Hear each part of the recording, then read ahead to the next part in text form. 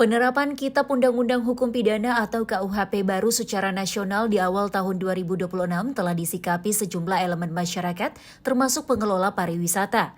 Di Kabupaten Seram bagian Barat, salah satu pengelola objek wisata bahkan sudah duluan memberlakukan larangan konsumsi miras bagi siapapun yang datang berkunjung. Larangan ini didukung penuh oleh pemerintah desa setempat. Sanksi atau larangan konsumsi miras diberlakukan pengelola objek wisata Kairatu Beach setelah menyepakatinya bersama pemerintah desa Kairatu Kabupaten Seram bagian Barat.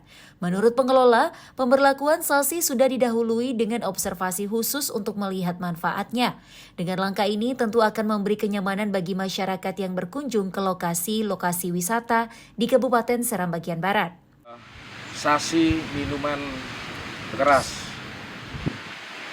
dari